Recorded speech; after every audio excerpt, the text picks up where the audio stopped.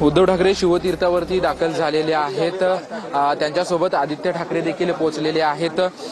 वचननामा 4 तारखेला प्रसिद्ध होणार आहे आणि या वचननाम्याच्या चर्चेसाठी अंतिम बैठकीसाठी या ठिकाणी उद्धव ठाकरे आणि आदित्य ठाकरे पोहोचले असल्याचं आपल्याला पाहायला मिळतंय।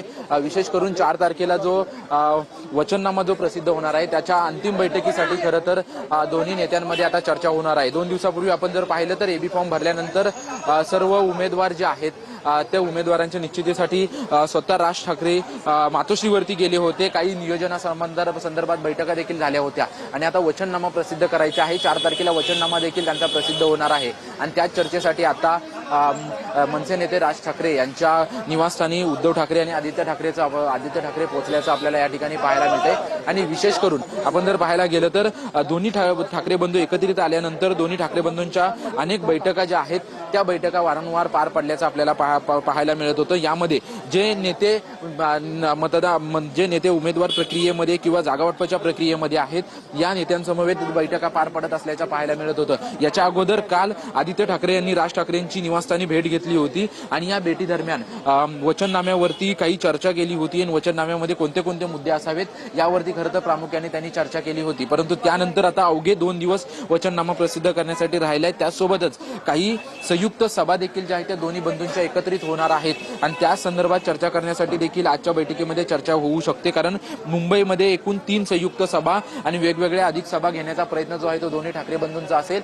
त्याचसोबतच नाशिक, पुणे, संभाजीनगर आणि ठाणे, नवी मुंबई अशा ठिकाणी देखील मोठ्या प्रमाणात सभा ज्या आहेत त्या दोन्ही ठाकरे बंधूंच्या होणार आहेत आणि त्यासाठी चर्चा त्या संदर्भात देखील चर्चा आजच्या बैठकीमध्ये केली जाऊ शकते।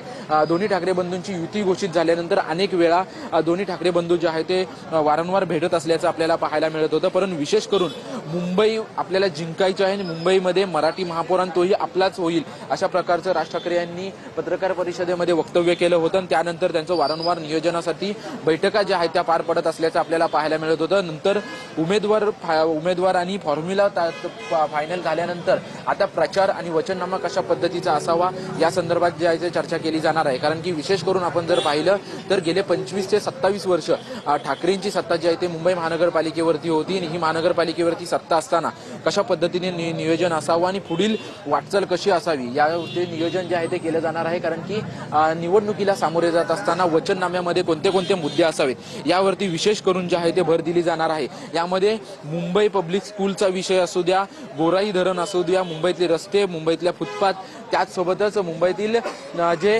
फेरीवाल्यांचा जो मनसे प्रश्न मार्गी लावून धरत होतं असे अनेक दोन्ही भावांचे एकत्रित मुद्दे कशा पद्धतीने एकत्रित येतील आणि त्यांचं कशा पद्धतीने व्यवस्थित विचार विनिमय होईल आणि त्याचं व्यवस्थित अंमलबजावणी कशा पद्धतीने होईल याविषयी जे आजच्या बैठकीमध्ये चर्चा केली जाऊ शकते। कारण की आतापर्यंत आपण जर पाहिलं तर मनसे 2006 पासून स्थापन झाल्यापासून मनसे स्वतंत्र लढली होती विशेष करून मुंबई महानगरपालिकेच्या निवडणुकीमध्ये। परंतु आता दोन्ही बंधू एकत्रित लढत असताना दोन्ही बंधूंच्या जो मुंबईसाठी जे विजन आहे ते विजन नक्की वचननाम्यामध्ये कशा प्रकारे उतरवायचं याविषयीची अंतिम बैठक जी आहे ती आज जाणून घेत राहणार आहोत। तुर्तास धन्यवाद दिलेल्या या सविस्तर माहितीसाठी। तर आपण पाहतोय या ठिकाणी केडीएमसी मध्ये निवडणुकीच्या निकालाआधीच महायुतीचे 9 उमेदवार बिनविरोध निवडून आले आहेत। भाजपचे 5 तर शिंदेच्या शिवसेनेचे 4 उमेदवार बिनविरोध विजयी झालेले आहेत। कल्याण डोंबिवली मनपा निवडणुकीमध्ये निकालाआधीच महायुती आता फ्रंट फूटवर दिसतेय। सध्याची महत्त्वाची आणि मोठी बातमी पाहतोय। केडीएमसी मध्ये निवडणुकीच्या निकालाआधीच महायुतीचे 9 उमेदवार बिनविरोध विजयी झाले।